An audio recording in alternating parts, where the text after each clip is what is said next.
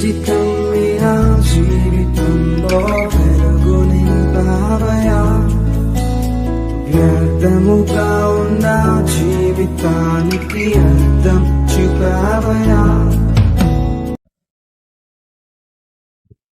స్తోత్రం. మంచిది. సమయానుకూలతను బట్టి దేవుని సన్నిధిలో ఉన్నటువంటి మనందరం గుడుక కొంత సమయము దేవుని మాటలు శ్రద్ధగా విని ప్రార్థన చేసుకొని గుడికను ముగించుకుందాం.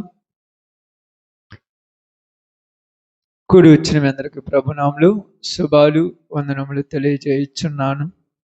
పరిశుద్ధ గ్రంథంలో ఉన్నటువంటి దేవుని యొక్క మాటలను వినుచున్నటువంటి మనము దేవునిలో మనం ఎలా ఎదగాలి, దేవునిలో మనం ఎలాగా ముందుకు సాగాలి అనేటువంటి మాటలను మనందరం కూడా ఒక శ్రద్ధగా వినుచున్నప్పుడు ఆయన మన జీవితాలను ఫలభరితముగా మార్చి పరలోకము కొరకు మనములను నిలబెడతాడని బైబిల్ గ్రంథం మనందరికీ తేట తెల్లగా చెప్పబడుచు ఉన్నది. అయితే బైబిల్ గ్రంథంలో ఉన్నటువంటి కొన్ని విషయాలను మనం జాగ్రత్తగా ఆలోచించినప్పుడు పరిశుద్ధ లేఖనములో ఉన్న మాటలు మానవ జీవితాలను ఫలభరితము చేయాలని పరిశుద్ధాత్ముడు తన యొక్క ప్రవక్తలను పంపించి అనేక మాటలు ఇక్కడ రాసినట్టుగా మనకు తెలియబడుతూ ఉన్నది. కాబట్టి ఈ సమయంలో బైబిల్ గ్రంథంలో నుంచి యెషయా గ్రంథము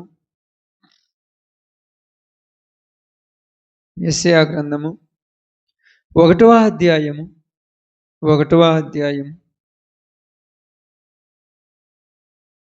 యెషయా గ్రంథము 1వ అధ్యాయము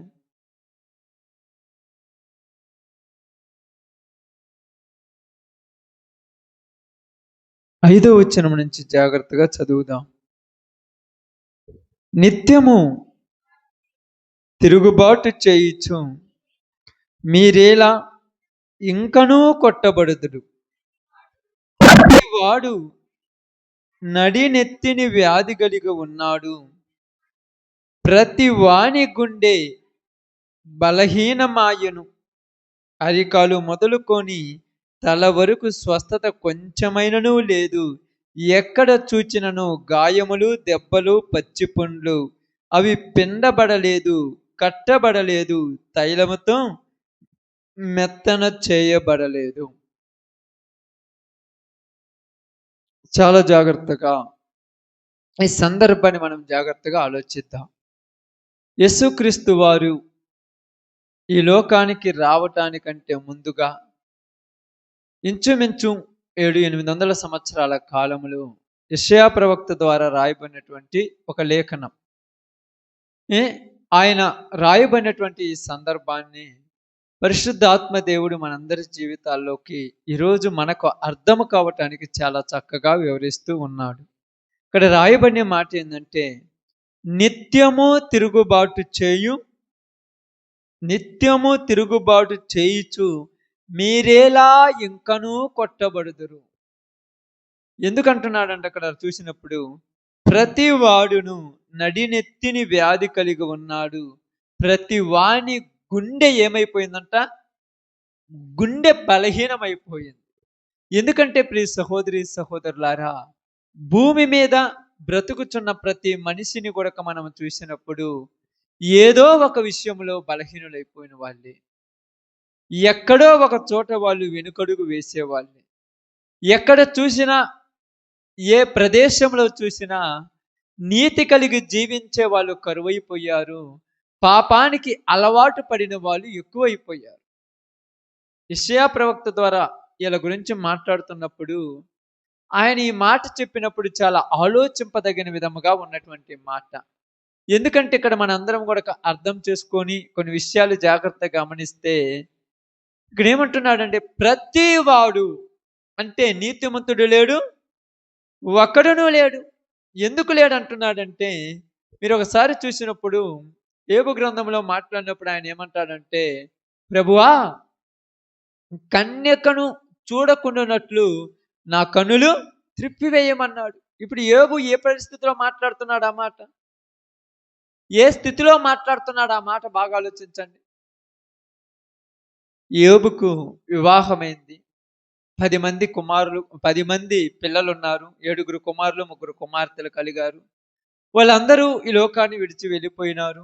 తర్వాత కొన్ని సంభాషణలు జరిగిన తర్వాత ఆ పరిస్థితిలో గనుక యోబు మనసులోనికి ఇలాంటి ఆలోచన అసలు రావచ్చా? అంటే బాగా గమనించి ఆలోచించండి. కన్యకను చూడుకుంటున్నట్లు నా కన్నులు త్రిప్పివేయమంటున్నాడంటే అతని మనసులో ఏదో ఒక ఆలోచన ఉందని అర్థం కదా. అసలు సిచ్యువేషన్ ఎలాగుంది? ఒక పక్క చూస్తే ఎలాగుంది? కుటుంబం అంతా సమస్యలతో ఉన్నది. జీవితం అంతా సతమతమైపోతున్నది. పరిస్థితులన్నీ వ్యతిరేకముగా మారిపోతున్నాయి. ఏ నడినెత్తి మొదలుకొని అరికాలు వరకు కురుపులతో ఉన్నటువంటి జీవితం యోబుది. ఈ కురుపులతో ఉన్నటువంటి ఈ జీవితంలో యోబు ఈ మాట మాట్లాడొచ్చా? అసలుకి ఎందుకు ఈ మాట అన్నాడు? చూస్తే తప్పేముంది? కన్యకను చూడకుండాన్నట్టు నా కన్నులను త్రిప్పివేయమన్నాడు. అసలు చూస్తే ఏమవుద్ది? చూస్తే ఏమన్నా వస్తుందా? మరి ఎందుకు త్రిప్పేయమన్నాడు? చూస్తే నాలో మళ్ళా కోరికలు వస్తాయేమో, చూస్తే నాలో మరలా తలంపులు వస్తాయేమో. అంటే మనమేమనుకుంటామంటే యోబు గొప్పోడు కదంటే, యోబు గొప్పోడు కావచ్చు, ఇస్కరియోతు యోధ పనికిరానోడు కావచ్చు. బాగా ఆలోచించండి. యోబు గొప్పవాడు కావచ్చు, కయ్యూను దేనికి చేతగాని వాడు కావచ్చు. కానీ ఎవరికి తగినంత శోధన వాళ్లకు ఉంటది. ఇది మీరు బాగా గమనించాలి. అప్పుడప్పుడు మీరు అంటారు చూడండి, ఎంత చెట్టుకు. కాబట్టి వీళ్ళకి తగినంత శోధన వీళ్ళకున్నది, నీకు తగినంత శోధన నీకున్నది. ఎవరు నీతిమంతుడు లేడు, ఒక్కడునూ లేడని మాట్లాడినప్పుడు యోబు ఈ మాట ఎందుకు అంటున్నాడంటే, యోబు జీవితంలో కూడా ఒకవేళ నేను ఎవరినైనా చూస్తే నా మనసులోనికి చెడు వస్తుందేమో, నేను చూస్తే నా మనసులోనికి ఏమవుతుందంట, ఎందుకు చెడు వస్తుంది? నువ్వు నీతిమంతుడు కదా, నీకు చెడు రాకూడదంటే మనందరికీ చెప్పేటువంటి ఒక సామెత ఉంది, చింత చచ్చింది కానీ పులుపు చావలా. మనిషి లోపల ఉన్నటువంటి తత్వము చావలా, మనిషి లోపల ఉన్న ఆలోచన చావలా, మనిషి లోపల ఉన్న బుద్ధి చావలా, మనిషి లోపల ఉన్న కోరిక చావలా.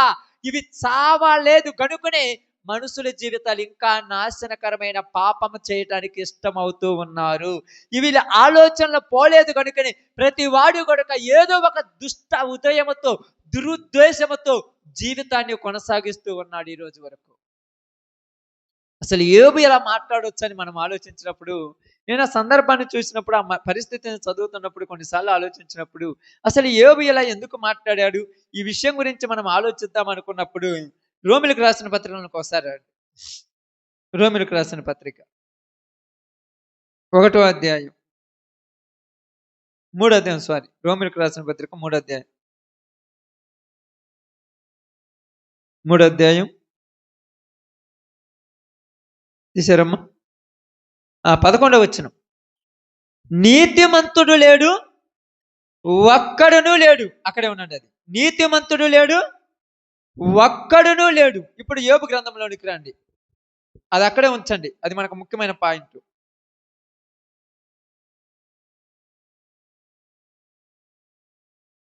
31వ అధ్యాయం,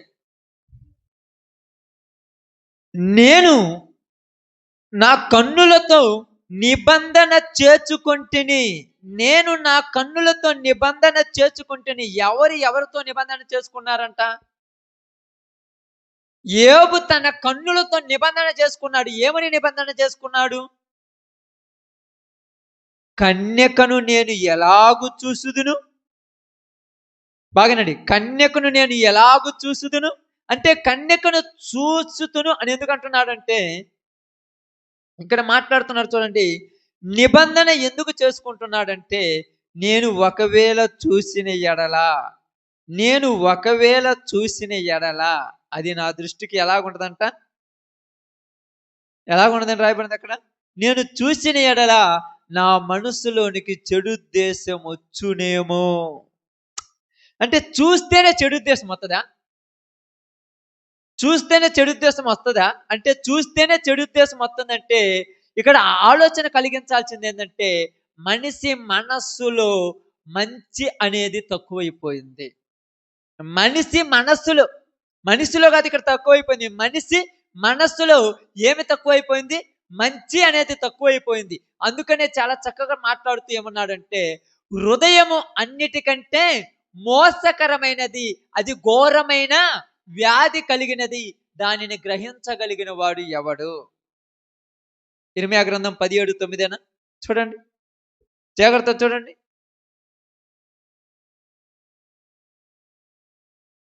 చదవమ్మా. హృదయము అన్నిటికంటే మోసకరమైనది, అది ఘోరమైన వ్యాధి గలది, దానిని గ్రహింపగలవాడెవడు? చూడండి, దానిని గ్రహింపగలవాడెవడు అంటే ఎవడు కూడా తన హృదయములో ఉన్నటువంటి ఆలోచనలను కంట్రోల్ చేసుకునే తత్వం ఎవరికీ లేదు. మరి తప్పుడు ఆలోచనలు వస్తాయంటే ఇక్కడ ఎందుకు వస్తాయి అంటున్నానంటే, ఇక్కడ బైబిల్ గ్రంథంలో రోమీయులకు రాసిన పత్రిక 3:11 మనం చదివినప్పుడు, నీతిమంతుడు లేడు, ఒక్కడును లేడు. ఎందుకంటే అమ్మ చూడండి అక్కడ,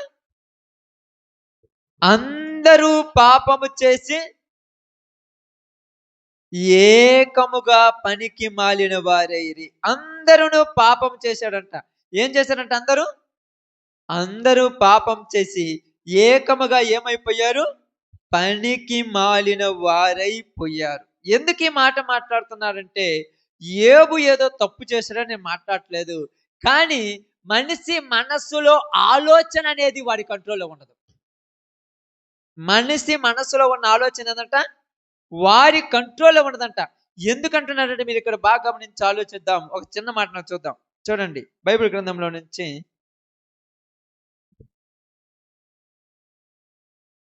అధ్యయనం ఒక మాట, యోబు గ్రంథము బైబిల్ గ్రంథంలో నుంచి ఒక చిన్న మాట.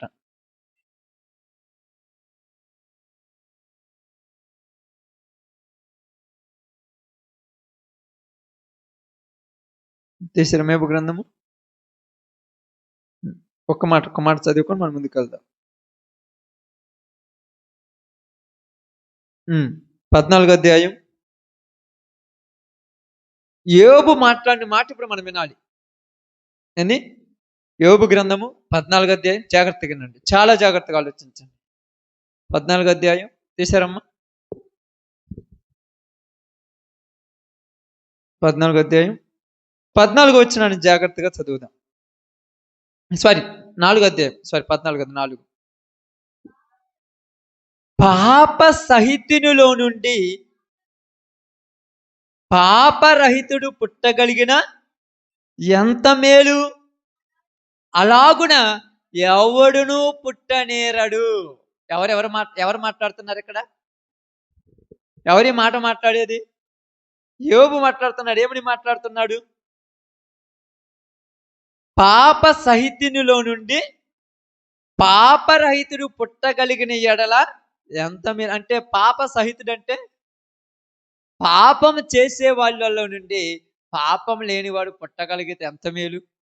అలాగూ ఎవడును పుట్టనేరడు. అంటే యోబు ఏమంటున్నాడు? నేను కూడా నా మనసులో చెడుతోనే ఉన్నాను, నా ఆలోచనలు కూడా చెడ్డవి, నా ఉద్దేశములు కూడా చెడ్డవి, అందుకే నేను నా కన్నులతో చెప్పుకున్నాను, నేను ఇది చూడకూడదు అన్నాను, ఇక్కడికి వెళ్ళకూడదు అన్నాను. అందుకే కీర్తనాకారుడైన దావీదు మాట్లాడుతూ ఏమన్నాడంటే, మొదటి మాట మీ అందరికీ తెలుసు కదా, దుష్టుల ఆలోచన చొప్పున నడవక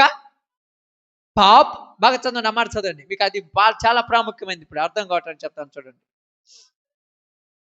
దుష్టుల ఆలోచన చొప్పున నడవక, పాపుల మార్గమును నడవక, అపహాసకులు కూర్చుండు చోటును కూర్చుండక. చూడండి ఇక్కడ, దుష్టుల ఆలోచన చొప్పున నడవక, పాపుల మార్గమును నిలవక. అంటే పాపులు నిలబడి చోటు నువ్వు నిలబడితే నీకేమి ఏమన్నా అవుద్దా? బాగా ఆలోచించండి. పాపులు ఉన్నారు అక్కడ, వాళ్ళందరూ నిలబడ్డారు, వాళ్ళ దగ్గర నువ్వు నిలబడితే ఏమన్నా అవుద్దా? అక్కడ ఏదో రాయమండి, అపహాసకులు కూర్చుండు చోట. అంటే ఎందుకు కూర్చోవద్దు అంటున్నాడు ఆయన? ఎందుకు కూర్చోవద్దు అంటున్నాడంటే, ఎందుకు నిలబడొద్దు అంటున్నాడంటే, ఎందుకు మాట్లాడొద్దు అంటున్నాడంటే, నీ గుండె అంత బలమైనది కాదు. నీ గుండె అంత బలమైనది కాదు. ఎలాంటిదంట? ప్రతి వాని గుండె బలహీనమైనది. వాళ్ళు 4, 5 మాటలు మాట్లాడితే అక్కడ నిలబడ్డ నీ నోరు అంత మంచిది కాదు కాబట్టి ఏదో ఒక పనికిమాలిన మాట మాట్లాడేస్తావు. బలమైందంటే వాడితో నీకేం పని? నీ గుండె బలమైనదైతే నీకు వాడితో పని లేదు కదా. బలహీనమైనది. ప్రతి వాని గుండె బలహీనమైనది. ప్రతి వాడు కూడా వాళ్ళ దగ్గర కూర్చోవటం వలన, ప్రతి వాడు కూడా వాళ్ళ దగ్గర నిలబడటం వలన, ప్రతి వాడు కూడా వాళ్ళతో కలిసి ఉండటం వలన నీకు తెలియకుండానే నీ మనసు వాటి వైపు వెళ్ళిపోతుంది. నీకు తెలియదు. వాళ్ళు 4, 5 ఒక 15 మాటలు మాట్లాడారనుకో, 16వ మాట నువ్వు ఒకటి మాట్లాడాలి తప్పదాడ. ఏమంటున్నాడు? నా నోటికి ఏమంటున్నాడు? నా నోటికి కళ్ళెం పెట్టుకుంటానన్నాడు. ఎందుకు కళ్ళెం పెట్టుకోవాలి? మాట్లాడితే ఏమవుద్ది? నువ్వు అన్ని మంచిగా మాట్లాడొచ్చు కదా, మరి చెడుది ఎందుకు వస్తుంది నీలో నుంచి? 10 మంది కూర్చున్నారు పనికిమాలినోళ్ళు. పనికిమాలినోళ్ళ మధ్యలో నువ్వు కూర్చున్నావు. పనికిమాలినోళ్ళు పనికొచ్చే మాటలు మాట్లాడతారక్క? పనికొచ్చే మాటలు మాట్లాడతారా? మాట్లాడు. ఇప్పుడు 10 మంది పనికిమాలిన మాటలు మాట్లాడుతుంటే నువ్వు నోరు మూసుకుంటావు. ఎందుకు నోరు తెరవవు? ఎందుకు తెరవదు చెప్పండి? నీకు తెలియకుండానే నీ నోటి నుంచి వచ్చేస్తుంది అన్నమాట. దావీదు మహారాజు తెలుసుగా, ఎంత గొప్పోడు. దావీదు గురించి ఏం చెప్పాడు దేవుడు? నా ఇష్టానుసారుడైన కుమారుడు, నా ఇష్టానుసారమైన వాడు. ఎక్కడుంది? అపోస్తుల కార్యం 7వ అధ్యాయంలో అనుకుంటాను, చూడండి. తొందరగా తీయాలి. చాలా చక్కగా మాట్లాడారు అక్కడ.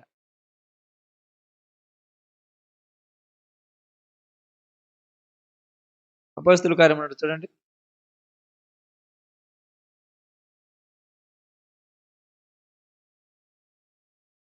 వినపడిందా మూర్ఖన్నా?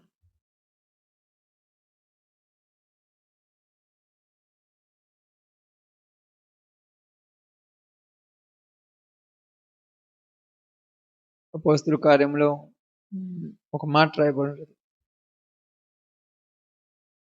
2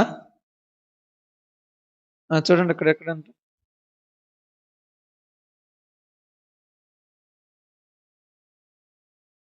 3 కనపడిందా కనపడలేదా?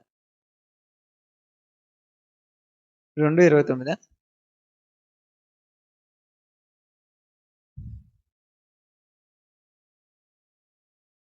కనపడకపోతే మొదలైంది. ఏం చేద్దాం మరి? ఇప్పుడు 13:22 చూడండి అమ్మా. అంటే ప్రతిదీ మనకు కూడా మీకు అర్థం కొట్టడానికి ఎన్ని తీసుకొస్తున్నాను అంతే. మరియు ఆయన, నేను యెష్షయి కుమారుడైన దావీదును కనుగొంటిని, అతడు నా ఇష్టానుసారుడైన మనస్సుడు. అతడు నా ఇష్టానుసారుడైన మనస్సుడు. అతడు నా ఉద్దేశములన్నీ నెరవేర్చునని చెప్పి అతని గురించి సాక్ష్యం చెప్పినమ్మ. ఎవరి గురించి సాక్ష్యం చెప్తున్నాడు ఇక్కడ? దావీదు ఎలాంటి వాడంట? నా ఇష్టానుసారుడైన కుమారుడు, నా ఇష్టానుసారుడైన కుమారుడు. నేను ఉపవాస ప్రార్థనలో కూడా చెప్పాను, సౌలును తృణీకరించిన తర్వాత, బాగానండి, సౌలును తృణీకరించిన తర్వాత దేవుడు ఎవరిని కోరుకున్నాడంట? దావీదుగో, నా మనసుకు నచ్చిన, నా చిత్తమును నెరవేర్చగలిగినటువంటి వేరొక మనిషిని నేను ఏర్పరచుకున్నాను, ఇక నువ్వు అవసరం లేదు, వెళ్ళిపోమన్నాడు. ఎందుకని? సౌలు సొంత పెత్తనం చేశాడు. ఓపిక లేకుండా, ఆగకుండా వెంటనే వేరే బలి అర్పించడం వల్ల నీవు దేవుని ఆజ్ఞ గైకొనినంత వరకు దేవుడికి నచ్చినట్టుకున్నావు. ఇప్పుడు నువ్వు తొందరపాటుకి చేసావు కాబట్టి నిన్ను తొలగించి దేవుడు తనకి ఇష్టమైనటువంటి తన చిత్తానుసారమైన ఒకరిని కనుగొని ఉన్నాడన్నాడు. ఇక్కడ దావీదు తన ఇష్టానుసారుడైన కుమారుడే. ఇప్పుడు దావీదును కనుగొనినప్పుడు దావీదు ఏంటంటే తన చిత్తానుసారమైన వాడే. బాగానండి, తన చిత్తానుసారమైన వాడే. ఇలాంటి దావీదే మధ్యాహ్న కాలంలో, సాయంకాల సమయమందు పడక మీద నుంచి లేచి ఆ యొక్క మిద్దె మీద అటు ఇటు తిరుగుతున్నప్పుడు వేరే స్త్రీని చూసినప్పుడు ఈయన గుండె కూడా ఏమైంది? బలహీనమైపోయి. అసలు అవ్వకూడదు కదా బలహీనం. ఎంత గొప్ప కంట్రోల్ చేసుకోవాలి దావీదు గురించి మాట్లాడాలంటే. నాకు నచ్చినటువంటి వాడు, నా ఇష్టానుసారుడైన వాడు. ఇప్పుడు వేరే స్త్రీ అక్కడ స్నానం చేస్తున్నప్పుడు ఆయన చూసినప్పుడు తన గుండె ఏమైపోయింది? బలహీనమైపోయి. అందుకని దావీదు ఏమంటాడు తెలుసా? వ్యర్థమైన వాటిని చూడకుండానట్లు నా కన్నులు త్రిప్పివేయమన్నాడు. ఎందుకు త్రిప్పివేయమన్నాడంటే, చూస్తే నేను మరలా కంట్రోల్ తప్పుతానేమో. ఇప్పుడప్పుడు చాలాసార్లు ఉంటుంటాం మనం. ఇప్పుడు కూడా ఎందుకు ఈ పనికి మళ్ళీ అన్ని చూస్తున్నారంట, చూస్తే ఏమైందంటాం. చూస్తే ఏం కాదు, నువ్వు కంట్రోల్ తప్పుతావు. జాగ్రత్త, నువ్వు కంట్రోల్ తప్పుతావు. నీ స్వాధీనంలో ఉండదు. నీ గుండె ఎలాంటిదంట? బలహీనమైంది. బలహీనం అంటే తెలుసుగా, నీరసంగా ఉన్నోళ్ళు, బలహీనత ఉన్నోళ్ళు ఏం చేస్తారు? 2 అడుగులు నడవగానే కుప్పలో పడిపోతారు. ఏందంటే కళ్ళు తిరుగుతుందా? 2 అడుగులు ఏయమంటారు, మళ్ళా ఒకళ్ళ సపోర్ట్ కావాలి. మళ్ళా లేవాలంటే ఇంకొకళ్ళ సపోర్ట్ కావాలి. ఎన్ని సార్లు పడిపోతావు? ఎన్ని సార్లు ఊరొచ్చి లేపాలి? అందుకని ప్రతి వాని గుండె బలహీనమైపోయింది. ప్రతి వాని గుండె. అందుకే దావీదు ఎంత దేవుని ఇష్టానుసారుడైన దావీదు కూడక తన గుండె కూడా ఏమైపోయింది? బలహీనమైపోయింది. తను చెయ్యకూడని పాపము చేయటానికి రెడీ అయిపోయింది. అందుకన్నాడు, నీతిమంతుడు లేడు, ఒక్కడును లేడు. దేవునిని వెదుకువారు ఎవరైనా కలరేమని ఎదురు చూస్తుంటేనే ఒక్కడు కూడా లేడు. ఒక్కడు కూడా లేదు. అందుకేమన్నారు తెలుసా? ప్రతి వాని యొక్క నడినెత్తి మొదలుకొని అరికాలు వరకు స్వస్థత ఎక్కడైనా కొంచెము కూడా లేదు. ప్రతి అవయవము చెడుకు అలవాటు పడేదే. కళ్ళతో చూసి చెడు చేయాలనుకుంటుంది, చెవులతో చెడు వినాలనుకుంటున్నావు, నోటితో చెడు మాట్లాడాలనుకుంటున్నావు, కాళ్ళతో చెడు నడవడికలు చేయాలనుకుంటున్నావు. ఇప్పుడు చూడండి, ఎంత మంచిగా ఉన్న వాళ్ళైనా చెడుకి ఎంత తొందరగా అట్రాక్ట్ అయిపోతున్నారు. చూడండి, రోజు చెడ్డదానికి అట్రాక్ట్ అయిపోతున్నారు. మనం అనుకుంటాం నేను కరెక్ట్గా ఉన్నాను అనుకుంటున్నావు. అందుకని కొరింథీ రాసిన పత్రికలో 11 అనుకుంటా నాకు రాయబడి ఏమి రాయబడి తెలుసా? తాను నిలుచున్నాను అనుకుని వాడు పడిపోకున్నట్లు జాగ్రత్త పడాలి. జాగ్రత్త పడాలి. ఎందుకంటే ఏ వైపు నుంచి వచ్చినా నువ్వు తట్టుకోలేవు. మరి ఇలాంటి పనికి మాలిన వాళ్ళం కదయ్యా. అంతే, పనికి మాలిన నేను అంటున్నానా లేకపోతే బైబిల్ అంటుందా? రాయబడింది అదే. ఎక్కడ రాయబడింది చూడండి. చూడండి, కీర్తన గ్రంథము 53:1 అనుకుంటాను. చూడండి, అక్కడ ఒక మాట రాయబడింది. దాన్ని చూసి మళ్ళీ ముందుకు వద్దాం.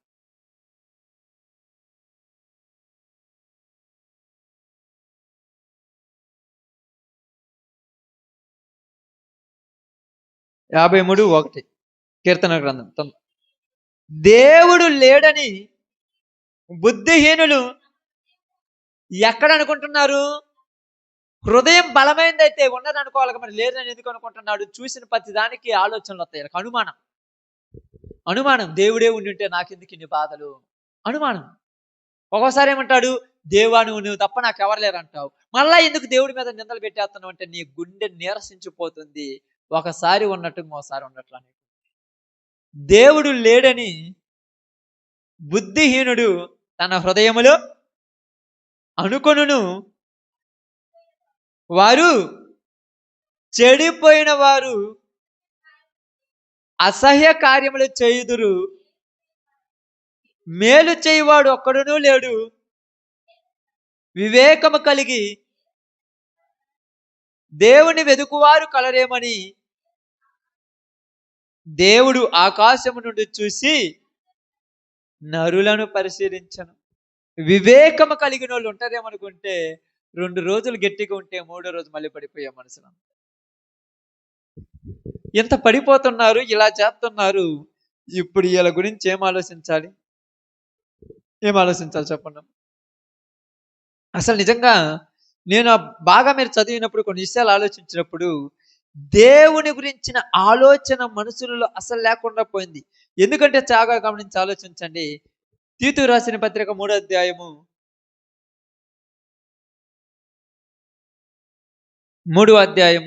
3వ వచనాన్ని జాగ్రత్తగా చదువుదాం. ఎందుకనగా మనము కూడా మునుపు అవివేకులము, అవిధేయములను, మోసపోయిన వారమును, నానా విధములైన దురాశలకును భోగములకును దాసులమునై ఉండి దుష్టత్వమునందును అసూయందును కాలము గడుపుచు అసహ్యులమై ఒకరినొకడు ద్వేషించుచూ ఉంటిమి. ఎప్పుడు? మునుపు. మరి ఇప్పుడు? మునుపంటే అన్నాడు. మరి ఇప్పుడు ఏమైంది? మారిపోయింది పరిస్థితులు ఏమన్నా? తప్పు చేసినప్పుడు దేవుడికి ఏమవుతుంది? కోపం వస్తుంది. వస్తుందా రాదా? కోపం వచ్చినప్పుడు ఏం చేయాలి దేవుడు? కోపం వచ్చినప్పుడు ఏం చేయాలమ్మా? కొట్టాలి. బాగా ఆలోచించండి.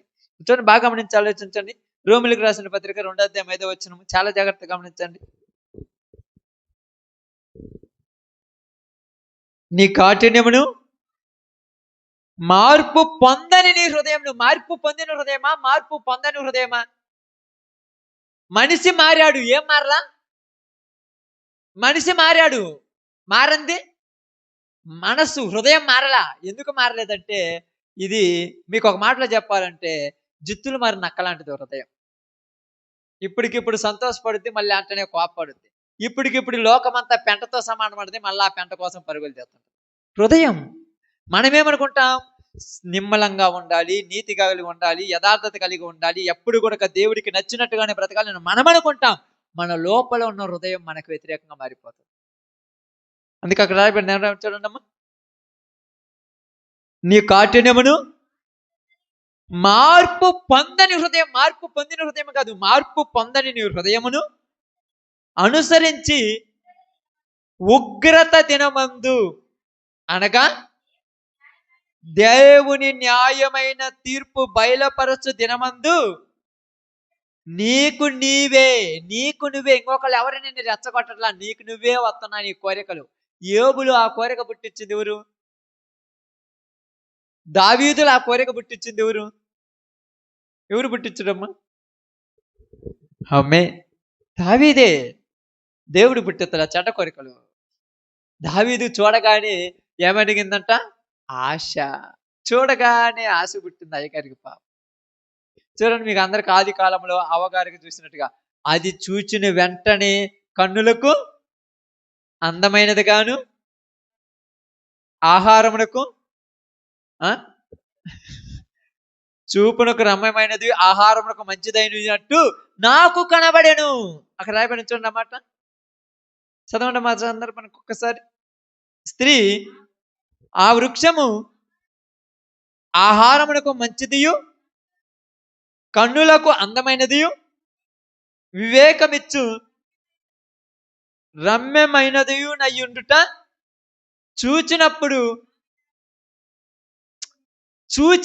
చూచిన వెంటనే ఆశ కలిగింది. ఆశ కలిగిన వెంటనే తినాలనిపించింది.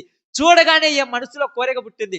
ఈ రోజు నీకు గాని, నాకు గాని, పరలోక రాజ్యం కోసం ప్రయాసపడుతున్న ప్రతి ఒక్కరికి చూసిన వెంటనే కోరికలు వచ్చేస్తాయి. అనిపిస్తుంది, అప్పుడప్పుడు అనిపిస్తుంది అక్క, లేదా? కొన్ని చూస్తారు మీరు, చూసిన వెంటనే అనిపిస్తుంది మనసులో, నాకుంటే బాగుండే. పైకి చెప్పమలే, పైకి చెబితే పబ్లిసిటీ వచ్చేస్తాయి. పైకి చెప్పరు ఊరు కూడా, లోపలికి తలుసుకుంటుంది ఇవన్నీ కూడా. అది నాకుంటే బాగుండే, అలాంటిది నాకుంటే బాగుండే, ఈ నాకుంటే బాగుండే, ఉంటే బాగుండే అనే కోరిక మనసులో పుట్టి మనిషి హృదయాన్ని నీరసింపచేసింది. ఆ హృదయం బలహీనమై చివరికి ఎక్కడికి వెళ్ళిపోతుంది అర్థం కాదు. అరికాలు మొదలుకొని నడినెత్తు వరకు ఎక్కడైనాను కొంచెమైనను ఏమి లేదంట, స్వస్థత లేదు. ఎంత బాగా రాశారంటే, నిజంగా ఈ మాట చదివినప్పుడు నాకు అనిపిస్తూ ఉంటుంది, నిజంగా ప్రభు మారు మనసు పొందిన వాళ్ళు కూడా ఎలా ఉండరంటే, దేవుడు అదే చెప్తున్నా, ప్రతి ఒక్కడి హృదయము నీరసించిపోయిందంట, బలహీనమైన. అప్పుడప్పుడు అంటాం, ఎంత బలహీనుడివా అంటారు కదమ్మా. అప్పుడప్పుడు అంటారు కదా కొన్నిసార్లు మనము, యోబు కన్నులతో నిబంధన చేసుకున్నాడు, దావీదు చూడకున్నట్లు త్రిప్పేయమని చెప్పాడు. ఎందుకు చెప్పాల్సి వచ్చింది యోబు నిబంధన? ఎందుకు చెప్పాల్సి వచ్చింది దావీదు? చెప్పండి. మరలా చూస్తే అలాంటి ఆలోచనలు వస్తాయేమో, అంతే కదా. అప్పుడప్పుడు మీరు చదువుతారు చూడు, ఏంటంటాము, స్థిరంగా ఉండలేవు, ఒక్కరోజు గట్టిగా ఉండలేమంటాం. ఎందుకు ఉండలేరు గట్టిగా? ఎందుకు ఉండలేరు చెప్పండి. ఇప్పుడు డ్రింకింగ్ చేసే వాళ్ళకు, తాగుబోతు వాళ్ళు ఉంటారు, తాగుతుంటారు. వాళ్ళు 2 రోజులు గట్టికుంటారు, 3వ రోజు మళ్ళీ దాన్ని చూడగానే తాగుబుద్ధి అవుతారు. ఉండొచ్చు కదంటే, అది నా కళ్ళ కనపడితే ఏదో తాగుబుద్ధి. అంత బలహీనుడు ఎందుకేమో నువ్వు, నాకు అర్థం కాలేదు. వాడికి త్రాగుడు వీక్నెస్ ఉంటే, ఇంకొకడికి వ్యభిచార వీక్నెస్ ఉంటుంది, ఇంకొకడికి సినిమాల వీక్నెస్ ఉంటుంది, ఇంకొకరికి దొంగతనం వీక్నెస్ ఉంటుంది, ఇంకొకరికి సీరియల్ వీక్నెస్ ఉంటుంది, ఇంకొకరికి జూదాల వీక్నెస్ ఉంటుంది. ఎవరి వీక్నెస్ వాళ్ళదే. ఇంకొకరికి లోక పిచ్చి, ఇంకొకరికి ఈ సంపాదించాలి, సాధించాలి, ఈ ఆలోచనలు ఉంటాయి. నీ బలహీనత నీ గుండెను బలహీనపరిచేసింది. నీ బలహీనత అది. అది నీకు కనపడగానే నువ్వు నీరసించిపోతున్నావు. అది నీకు రాగానే నీరసించిపోతావు. చాలా మంది చూడండి, ఏ ఒళ్ళు నొప్పులు, కాళ్ళు నొప్పులు ఉన్నా తట్టుకోలేరు, కానీ తలకాయ నొప్పి వస్తే కటిక్కన పడిపోతుంది. ఏంటంటే ఏదొచ్చినా తట్టుకుంటే కానీ తలనొప్పి వస్తే తట్టుకోలేరు కొంతమంది అంటారు. ఏ నొప్పి అయినా భరించవచ్చు కానీ కడుపు నొప్పి భరించలేము కొంతమంది అంటారు. ఏదైనా భరించవచ్చు కానీ జ్వరం వస్తే భరించ అంటే ఎవరి బలహీనత వాళ్ళది. అందరికి ఒకే బలహీనత ఉండాలని ఏం లేదు కదా. కానీ బలహీనతలన్నిటి కూడా ఏది నీరసించిపోతుంది? గుండె, హృదయము బలహీనమైపోయింది. ప్రతి వాణి హృదయం ఏదో ఒక దానిలో బలహీనమైపోయింది. బలహీనమైన ఈ హృదయము పాపానికి అలవాటు పడిపోతుంది. ఇప్పుడు అదే వాడి వీక్నెస్, ఇంకా వేరేదేం లేదు. అందుకే చూడండి, హెబ్రీయులకు రాసిన పత్రిక 3:3 ఒకసారి చదువుదాం. హెబ్రీయులకు రాసిన పత్రిక 3:3 ఆ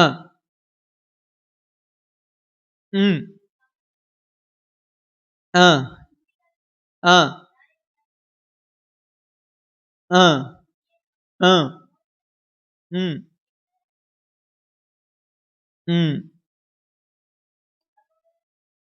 సారీ అమ్మా, 13 చదవండి. 3:13 3:3 కాదు, సారీ 13. నేడు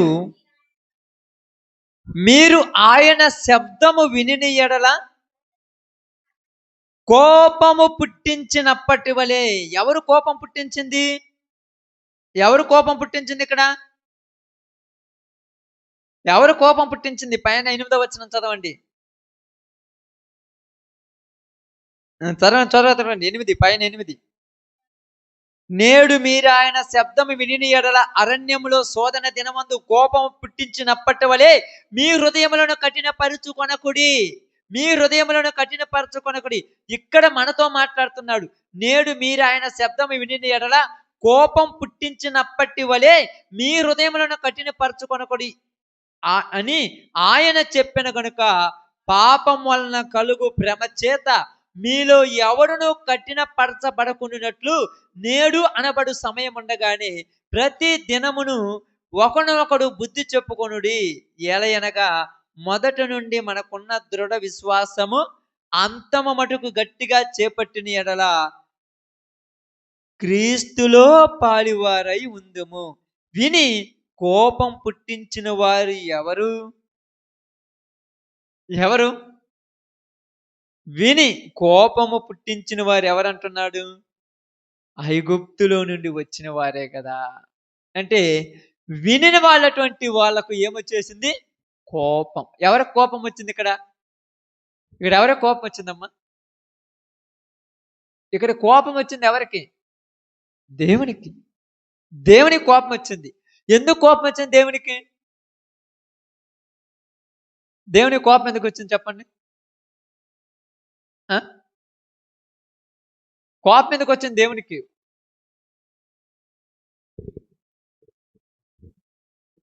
ఓకే, మీరు చెప్పింది కరెక్ట్ కాదంట్లా. కోపం రావటానికి గల కారణం ఎందుకు వచ్చింది కోపము?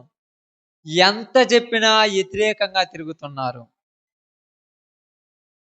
ఎంత చెప్పినా లెక్క లేకుండా ఉన్నారు. హృదయాన్ని ఏం చేసుకున్నారు? కఠినపరుచుకున్నాడు. కఠినపరుచుకోవడం అంటే హృదయము ఇది చెయ్యొద్దని చెబితే అది చూడగానే మళ్ళా దాని మీద ఆశ పుట్టింది. ఎక్కడో ఐగుప్తు దేశంలో అక్కడ ఉన్నటువంటి ఆ పద్ధతికి అలవాటు పడిన వీళ్ళు అరణ్యంలోనికి వచ్చినప్పుడు మళ్ళా పద్ధతులు కావాలనుకుంటున్నారు. ఆ బొమ్మను చేయగానే అక్కడ దేవుణ్ణి ఆరాధించవలసిన పద్ధతి రాగానే వెంటనే తినటానికి, తాగటానికి, ఎగరటానికి రెడీ అయిపోయింది.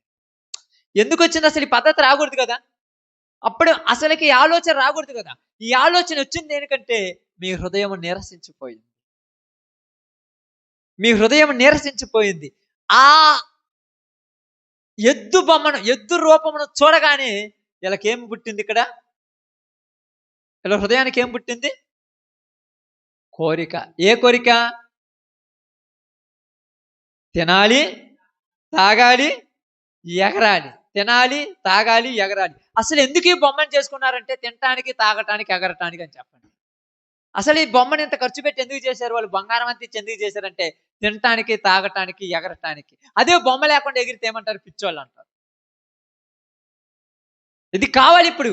ఇప్పుడు ఎందుకు ఎగురుతున్నారంటే వాళ్ళకి వెంటనే అవి గుర్తొచ్చి మళ్ళా అలవాట్లకు పడిపోయారు. అప్పుడప్పుడు మనం కూడా చూడు కొన్ని మ్యూజిక్ వినగానే మనం హృదయం ఏమవుతుందంటే తెలియని ఉత్తేజానికి ఫీల్ అయిపోతుంటాం. బయటికి కనపడలే మీరు ఊరు కూడక. ఉత్తేజం లోపల వచ్చేస్తుంది ఆ ఫీలింగ్. ఆ మ్యూజిక్ వినగానే ఒక ఊపు వచ్చేస్తుంటది. మనకు తెలియకుండానే మన యొక్క కాళ్ళు గాని, చేతులు గాని చిటికేయటం గాని, కాలు కదపటం గాని, చెయ్యి ఆడియటం గాని జరుగుతుంది. ఏందంటే ఆ హృదయము దానికి బలహీనపడిపోయింది. ఆ హృదయం దానికి బలహీన పడిపోయింది. ఆ ఆలోచన వచ్చేస్తుంది. అలాంటి కోపం తెప్పిస్తున్నారు. ఎన్ని సార్లు చెప్పినా వీళ్ళు మాత్రం దేవుని కోపమే తెప్పిస్తున్నారంట. కోపం తెప్పించినప్పుడు దేవుడు ఏం చేయాలో కొట్టాలా లేదా? కొట్టాడా లేదా? కొడితే ఏమయ్యారంట? ఒక్క దినమందే 23,000 మంది చచ్చిపోయారంటమ్మ కొడితే.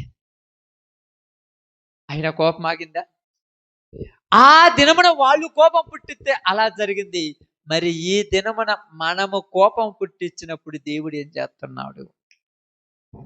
ఇది కావాలి ఇక్కడ.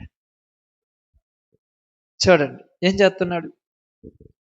రోమిలకు రాసిన పత్రిక 1:18 ఒకసారి చదవండి. రోమిలకు రాసిన పత్రిక 1:18 త్వరగా చదువుదాం. దుర్నీతి చేత సత్యమును అడ్డగించు మనస్సుల యొక్క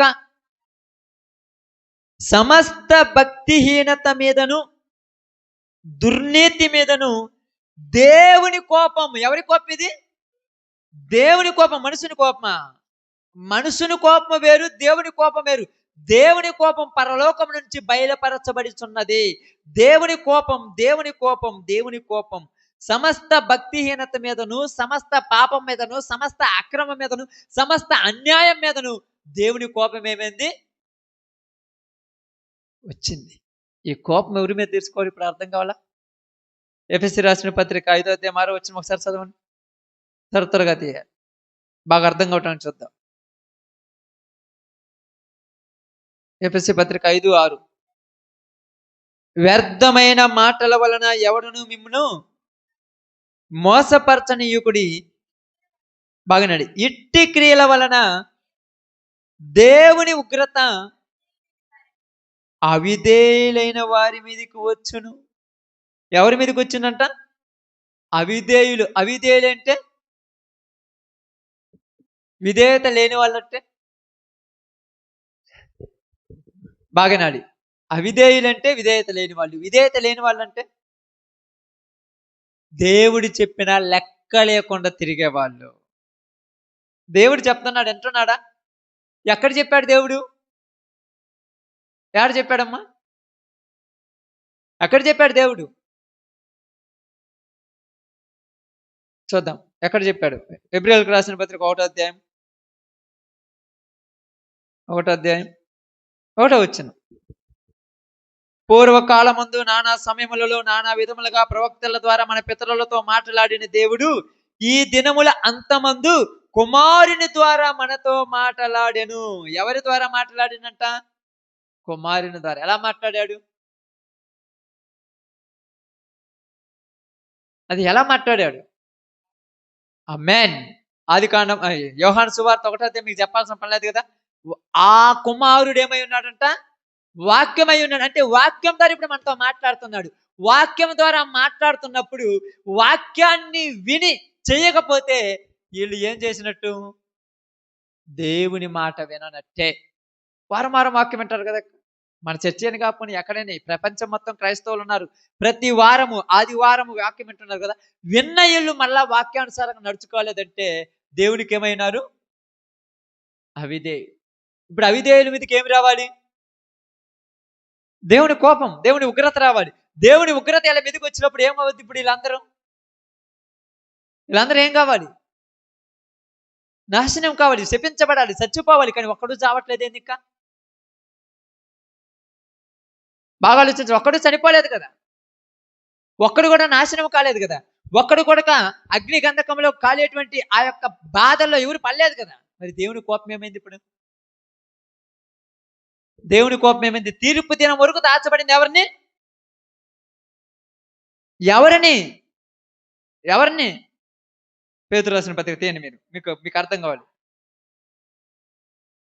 తీయండి పేతురు రాసిన పత్రిక 2వ పేతురు 1వ పేతురు త్వరగా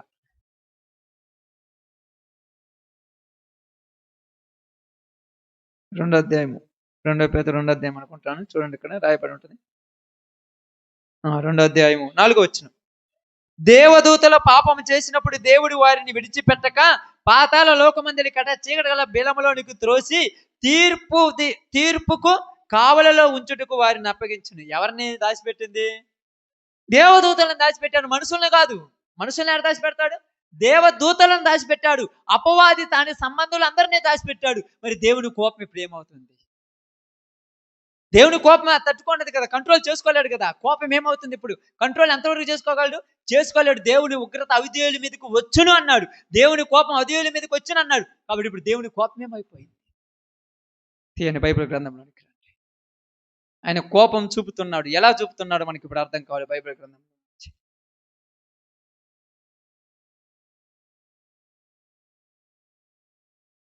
లూకాసు వార్త అనుకుంటాను, చూద్దాం.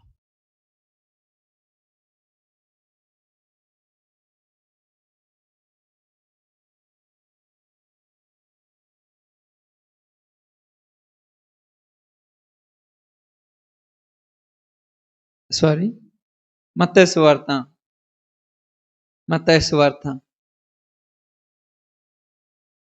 1వ అధ్యాయము జాగ్రత్తగా వినాలి. కొద్ది మాటలు ప్రార్థన చేసుకునే ముందు. 1వ అధ్యాయము 21వ వచనాన్ని జాగ్రత్తగా చదవండి. ఆమె ఒక కుమారుని కనును, తన ప్రజలను వారి పాపము నుండి ఆయనే రక్షించును. తన ప్రజలంటే ఎవరు?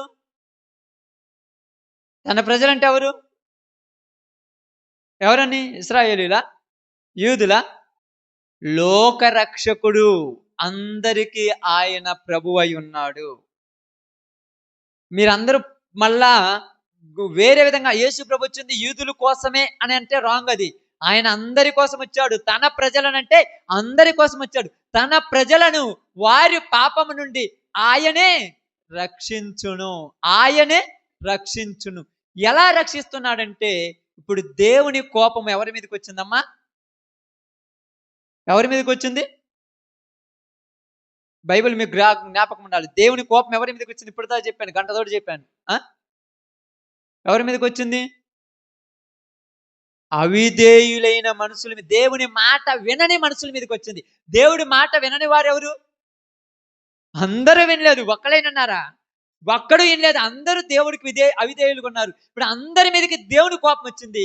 ఈ కోపం దేవుడు ఏం చేశాడంటే, ఒక్కసారిగా మనుషుల మీదకి రాగానే ఆ కోపాన్ని ఏం చేశాడంటే, యెషయా గ్రంథంలోనికి రండి. ఆ కోపం ఎలా ఉందో చూద్దాం ఇప్పుడు మనం. యెషయా గ్రంథం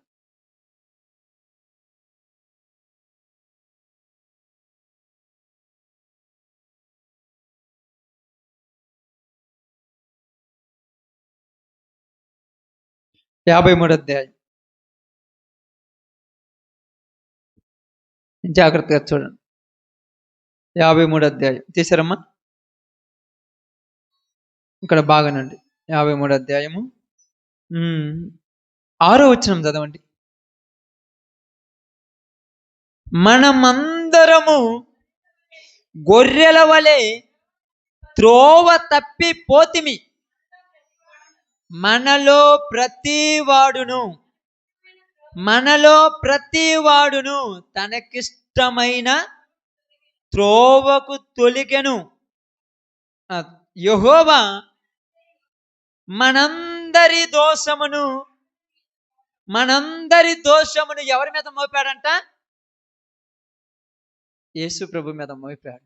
ఇప్పుడు ప్రతి వాడు తప్పు చేస్తున్నాడు, ప్రతి వాడు పాపం చేస్తున్నాడు, ప్రతి వాడు వ్యతిరేకమైన తీర్పు తీరుస్తున్నాడు, ప్రతి వాడు దేవునికి వ్యతిరేకంగా ఉన్నాడు, ప్రతి వాడు బలహీనమైన గుండె కలిగి ఉన్నాడు. ఇప్పుడు ఎవరికి కోపం వచ్చింది? దేవుని కోపం వచ్చింది. ఇప్పుడు ఈ దేవుని కోపం వచ్చినప్పుడు ఈ మనుషులు చేసిన పాపమంతా ఎవరి మీద ఇప్పుడు పడింది? అందుకని ఇప్పుడు 53వ అధ్యాయం చూడండి. 53వ అధ్యాయము 5వ వచనం చదవండి. 5వ వచనం జాగ్రత్తగా చూడండి. ఇక్కడ మన అతిక్రమ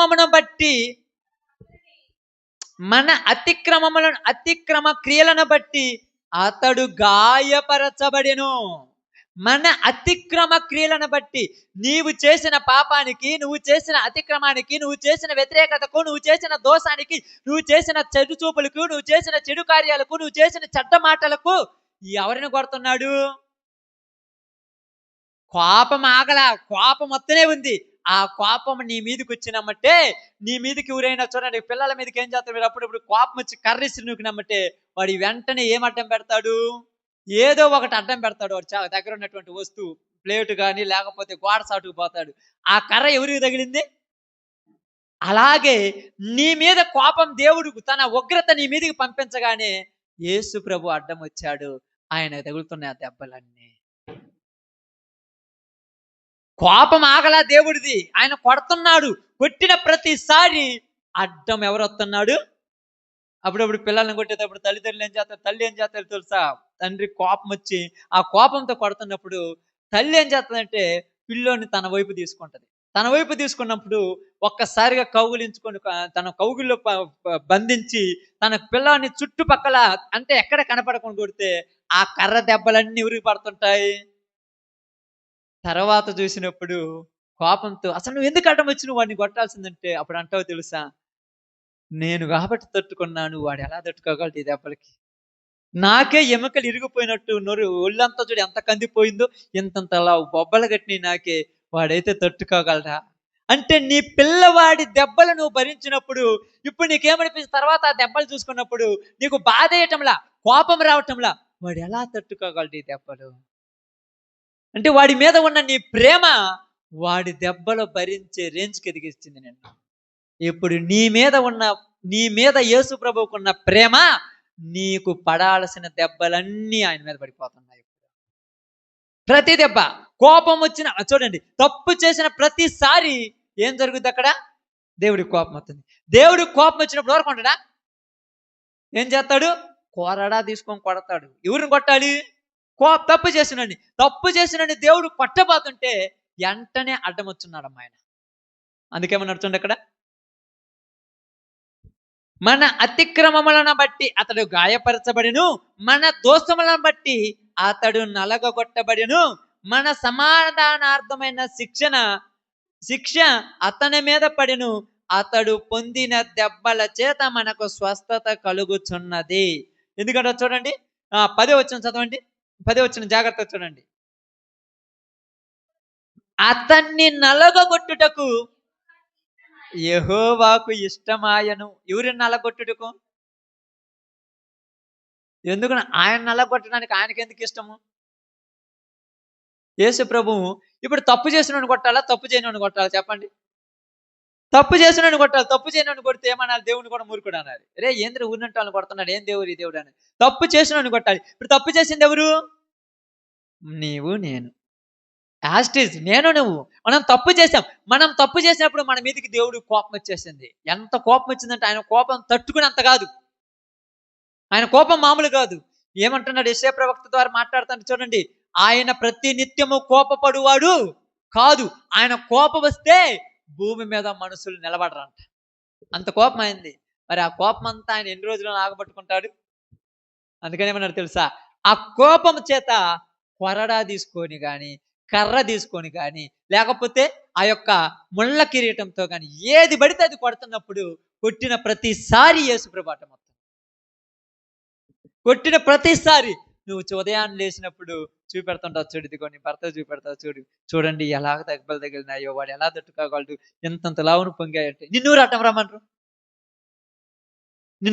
రమ్మంటారు. ఎందుకంటే నువ్వు అడ్డం వస్తున్నావు కాబట్టి వాళ్ళు అతి చేస్తున్నాడు. అంతేదమ్మా, పిల్లోడికి దెబ్బ తగిలితే ఏమవుద్ది? బాధ. వాడు మానుకోండి ఈసారి మా నాన్న కొడతాడని. కానీ ప్రతిసారి నువ్వేమవుతున్నావు? అడ్డం వస్తున్నావు కాబట్టి వాళ్ళు ఏమంటారు, తండ్రి ఏమంటారంటే నువ్వు సగం గోముని పెట్టింది నువ్వే, సగం నువ్వే. అదే నువ్వు లేకుండా ఉంటే ఎరుకొని కాలేరు నీకు మంచంలో నీకు సిగ్గుతో వాడేబడి ఉంటాడు. అదే ఇక్కడ రాయబడి చూడండి, అతన్ని నలగొట్టుటకు యెహోవాకి ఏమైంది? ఏ తప్పు చేశాడని కొడుతున్నాడంటే అడ్డం వచ్చాడుగా. అడ్డమూరు రమ్మనరా? అసలు అడ్డమూరు రమ్మనరా? అసలు అడ్డం రావాల్సిన అవసరం ఏంది ఆయనకు? ఇశ్రాయేలు ప్రజలు ఒక్క దినం మీద ఎంతమంది చచ్చిపోయారంట? వ్యభిచారము చేయటం వలన, సనగటము గొనగటం వలన ఒక్క దినమంది 23,000 చచ్చారు. ఈ రోజు యేసు ప్రభువుని నమ్ముకొని ప్రార్థనకు వచ్చి దేవుని బిడ్డలమని చెప్పుకొని దేవుడు పుట్టించిన వాళ్ళు తాగుతున్నారు, తిరుగుతున్నారు, దురభిమానాలు చేస్తున్నారు, వ్యసనాలు చేస్తున్నారు, అక్రమాలు చేస్తున్నారు, అన్యాయాలు చేస్తున్నారు, ప్రతి పాపము చేస్తున్నారు. అయినా వీళ్ళకి ఏ దెబ్బలు తగట్లేదంటే అడ్డంగా యేసు ప్రభువు నిలబడ్డాడు. అర్థం కాల లోకానికి. ఇంకా దేవుడు నిజంగా అంతమంది దేవుడు చూస్తుంటే కొట్టాలి కదా, కొడుతున్నాడు దేవుడు. తట్టుకొని మామూలు కొట్టడం ఎట్ట కొడుతున్నాడంటే ఆ కలవరి కొండ మీదకి యేసు ప్రభు వారు ఎక్కిపోతున్నప్పుడు అతని శరీరం మొత్తం ఎలాగైందంట, దున్నబడెను. అతని శరీరంలో ఉన్న రక్తం అంతా కూడా దారబోయబడుతుంది. ఎందుకు అంత గట్టిగా కొడుతున్నాడంటే ఈ మనుషుల మీద దేవుని కోపం అంతా. మామూలుగా ఉందనుకున్నారు చూడండి. కావాలంటే అక్కడ మనం చూడండి, బైబిల్ గ్రంథం మీకు అర్థం కావడానికి చెప్తాను. 53 అధ్యాయంలో ఒక మాట మనం చూడండి.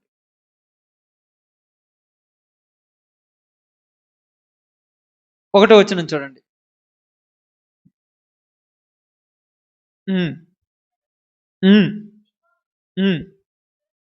యెహోవా బాహు ఎవనికి బయలుపరచబడెను, లేత మొక్కవలను ఎండిన భూమిలో మొలిచిన మొక్కవలను అతడు ఆయన ఎదుట పెరిగెను. అతనికి స్వరూపమైనను సొగసైనను లేడు. మనం అతన్ని చూసి అపేక్షించినట్లుగా అతని యందు స్వరూపము లేదు.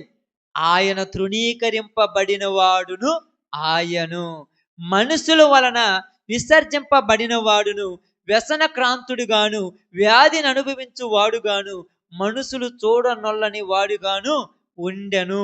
అతన్ని తృణీకరింపబడిన వాడు కనుక మనము అతనిని ఎన్నిక చేయకపోతేమే. అతడేమైనాడు, తృణీకరింపబడిన వాడు. ఎవరు తృణీకరించారు అతన్ని? ఎవరు తృణీకరించాడు? తృణీకరించడం అంటే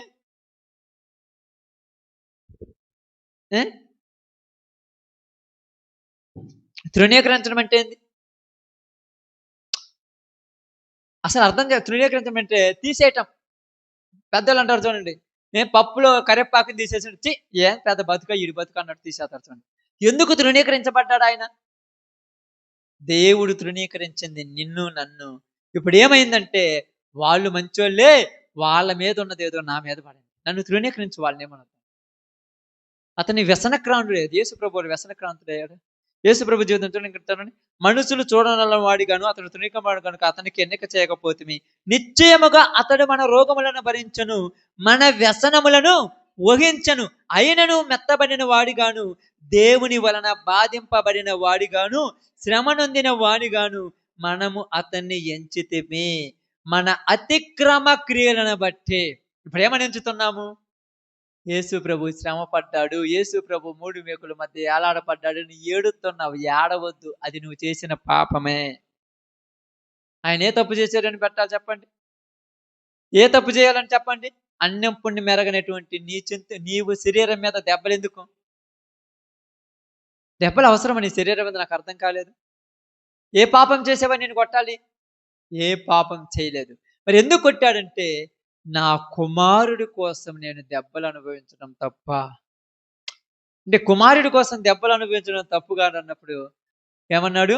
అతనిని నలగొట్టుట యెహోవాకు. ఇప్పుడు ఎవరిని కొట్టడం దేవుడికి ఇష్టం?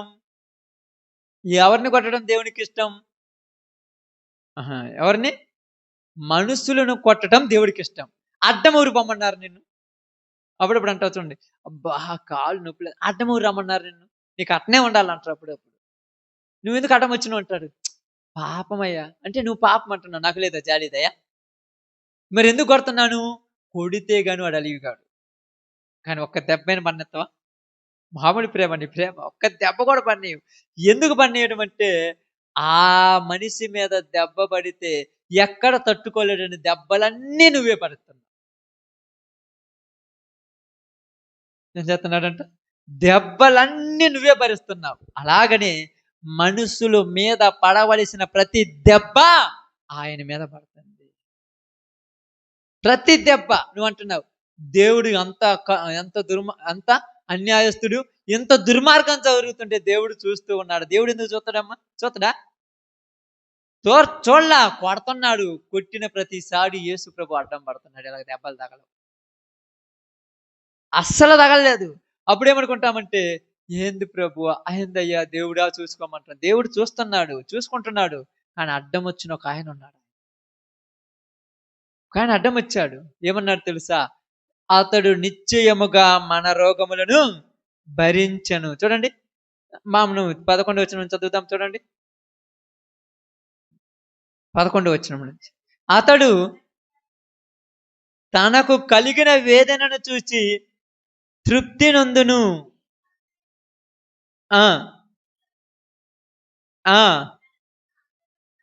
ఆ అనేకులను నిర్దోషులుగా చేయును. అనేకులు నిర్దోషులుగా చేయును. దేని చేత? దేని చేత చెప్పండి? తనకున్న అనుభవ జ్ఞానం చేత. తనకున్న అనుభవ జ్ఞానం చేత. అనుభవ జ్ఞానం అంటే తనకు తెలుసు వీళ్ళందరూ నాకు కావాలి.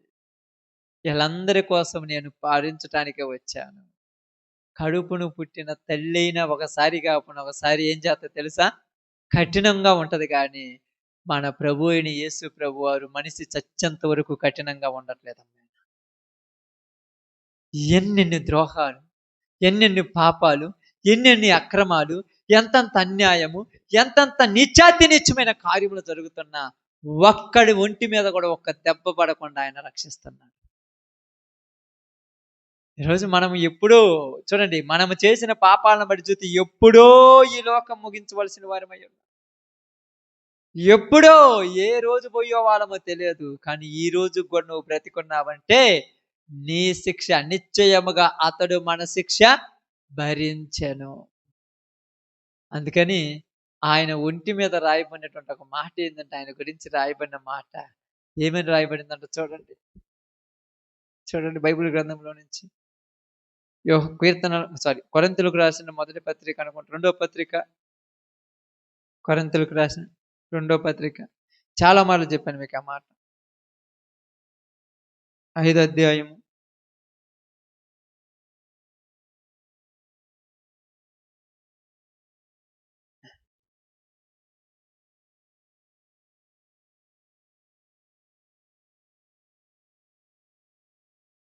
5వ అధ్యాయం 21 ఇక్కడ ఉండొచ్చు ఒక మాట.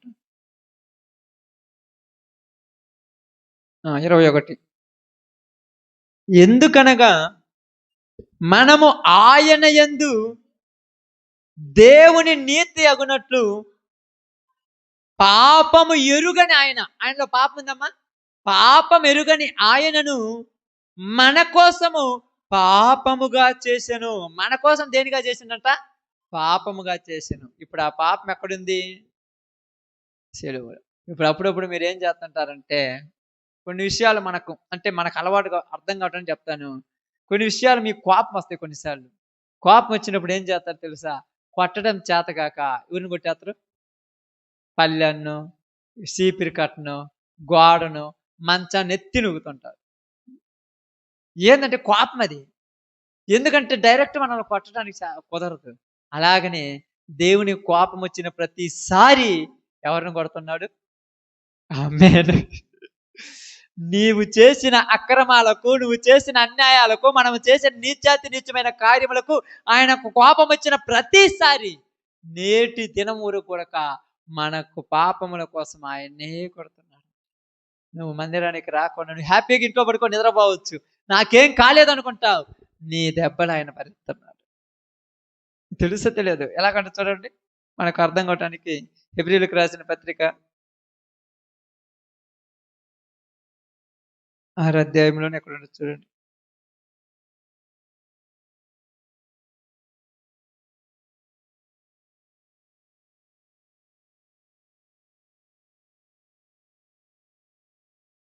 ఒక మాట ఉంటుంది అక్కడ.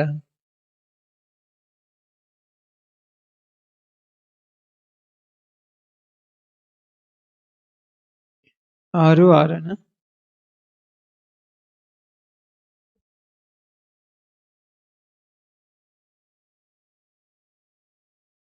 చదవండి. 6:6 చూడండి ఒకసారి.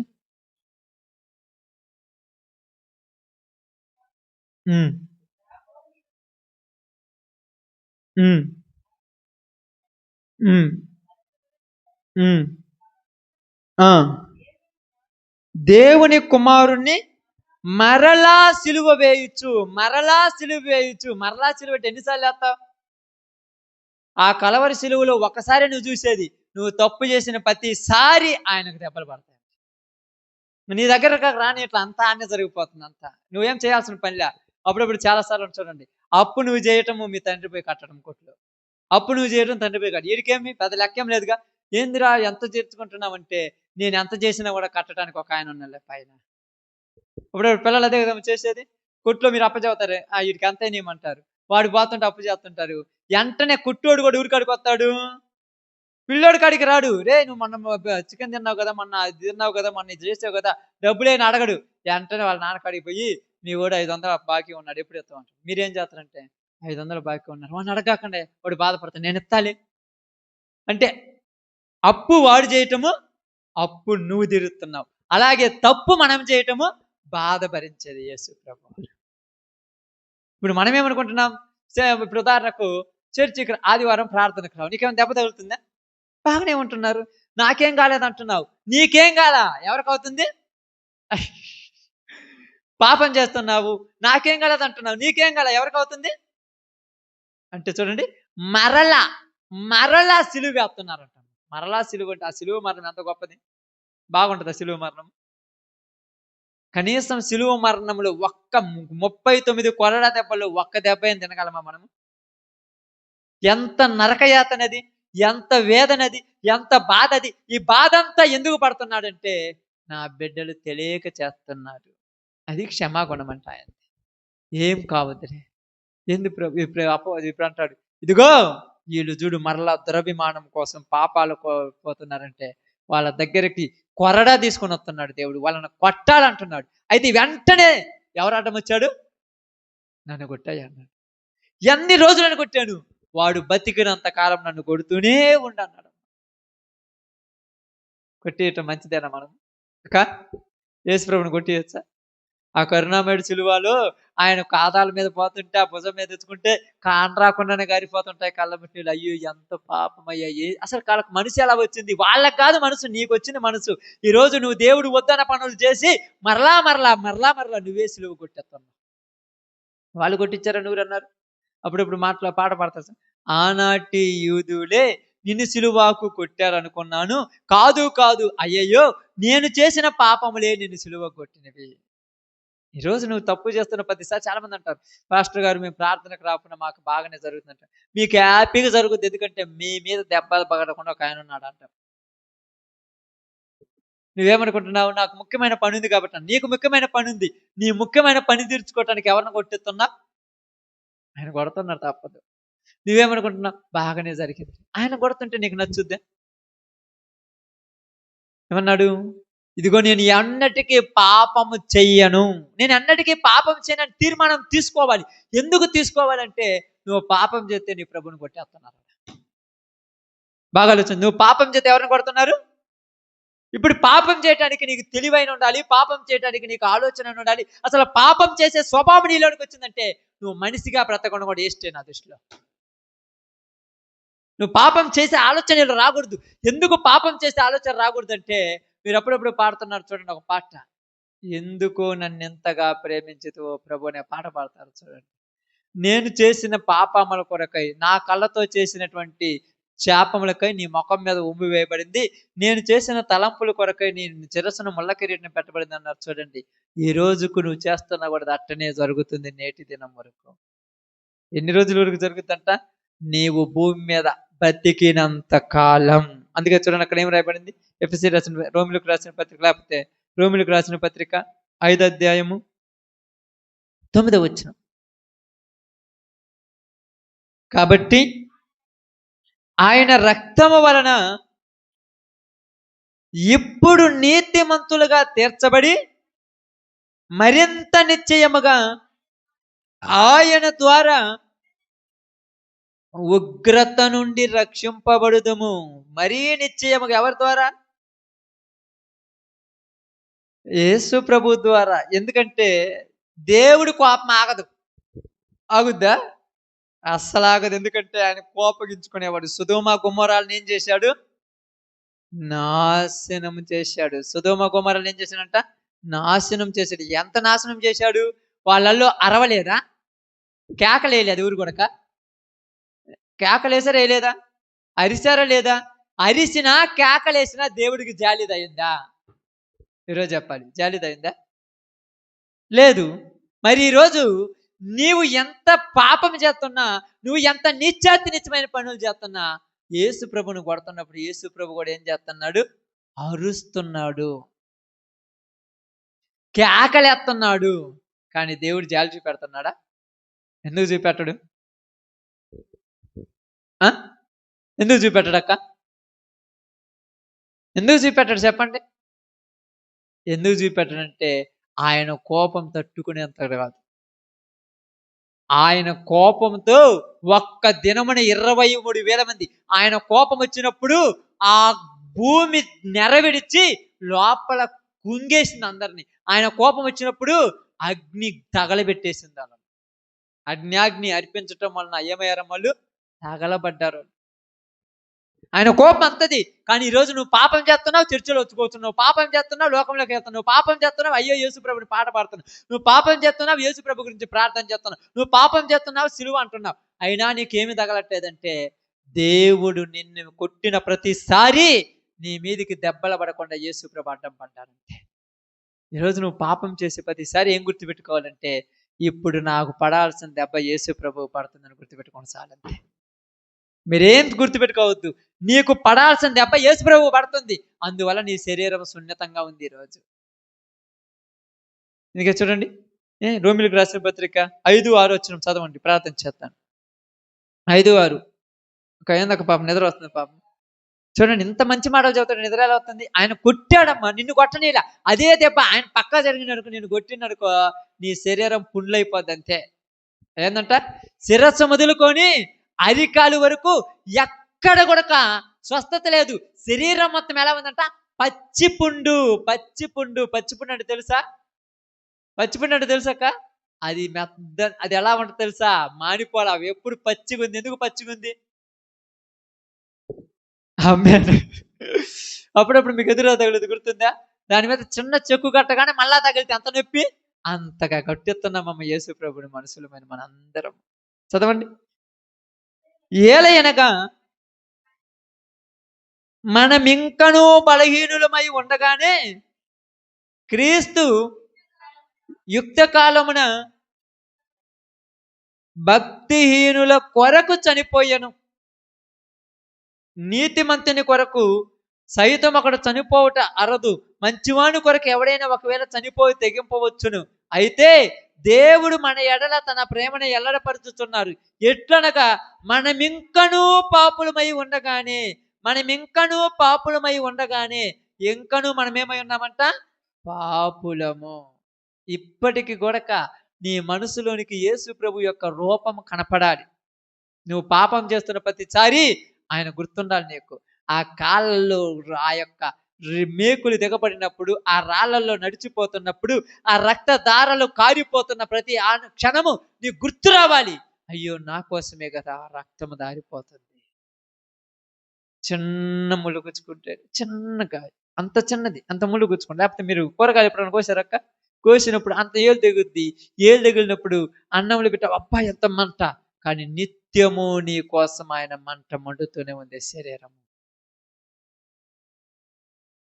నువ్వు మానుకుంటే కొద్దిగా అయినా బాగుపడుతుంది అనుకుంటే, మానుకునే ఆలోచన అసలు ఏందమ్మా మనిషికి? పాపం మానుకునే ఆలోచన ఏందంటే, మేము అలాంటి వాళ్ళం, మా స్వభావం అట్టాడిది. ఎందుకైతే నీకు ఈ ఆలోచన ఉండాలి.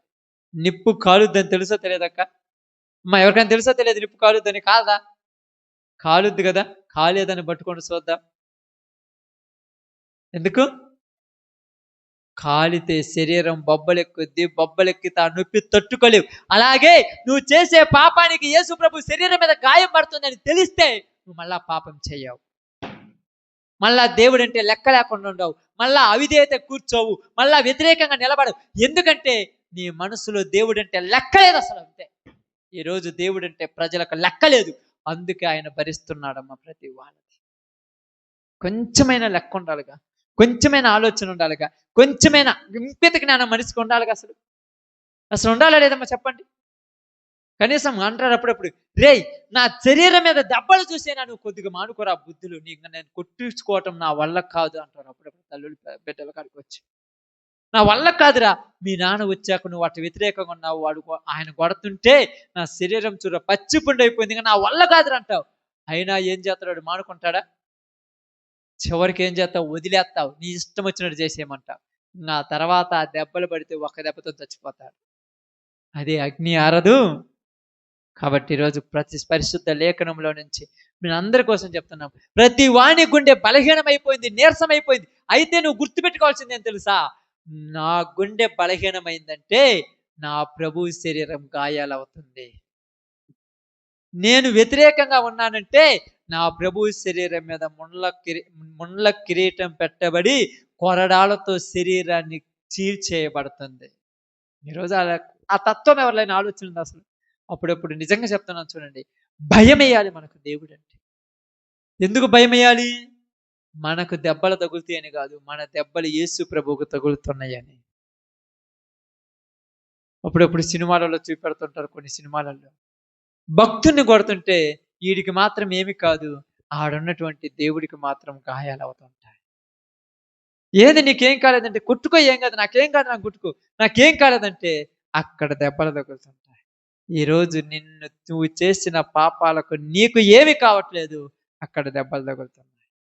క్రైస్తవుని కనీసం ఇంకిత జ్ఞానం కలిగిన వాడైతే, ఈ మాటల మనసులో ఉంచుకున్నాడైతే తప్పు చేయటానికి భయపడాలి. ప్రతి వాడు కూడా భయపడాలి తప్పు చేయటానికి.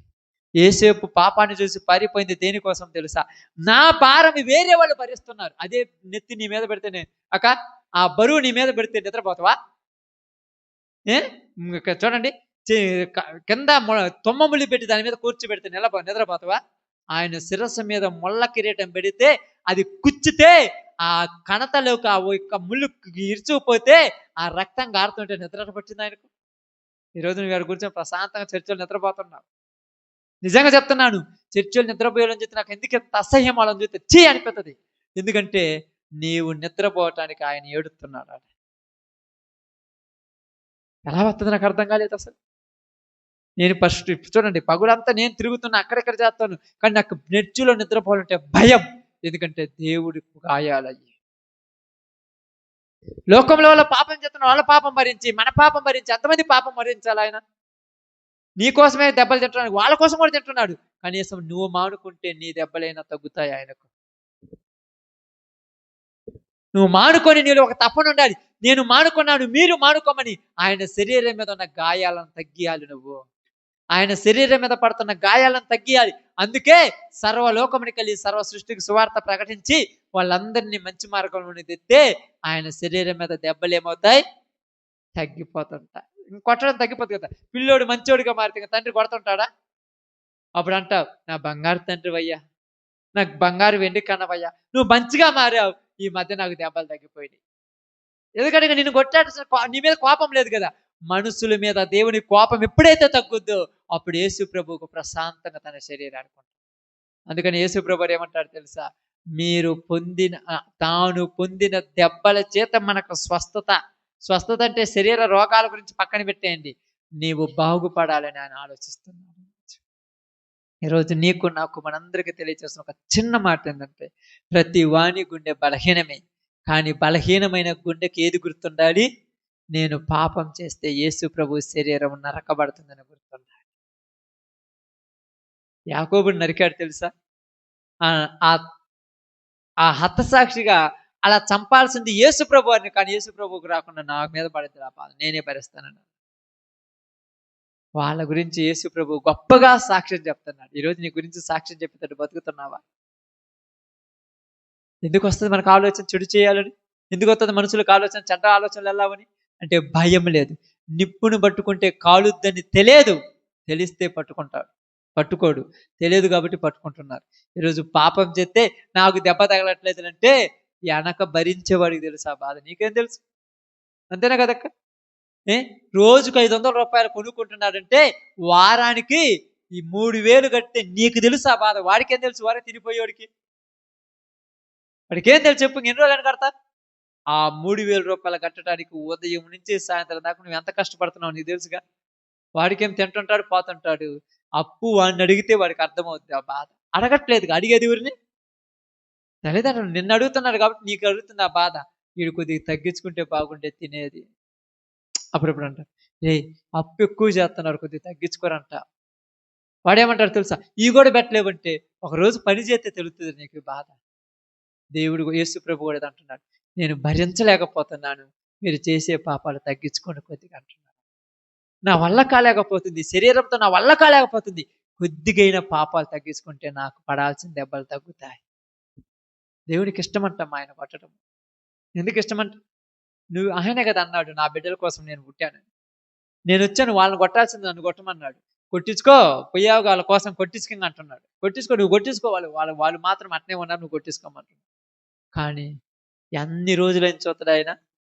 ఎన్ని రోజులను కొట్టించుకుంటాడు? ఒక టైం. ఆ టైం దాటిన తర్వాత ఆయన వదిలేస్తాడు. అప్పుడు ఇంకా ఎవరు దుమ్మైపోవాల్సింది ఎవరు ఆయన. కాబట్టి ఈరోజు నీతో నాతో మనందరికీ చిన్న మాట ఏంటంటే, నువ్వు తప్పు చేస్తున్న ప్రతిసారి యేసు ప్రభు గుర్తుపెట్టుకోండి.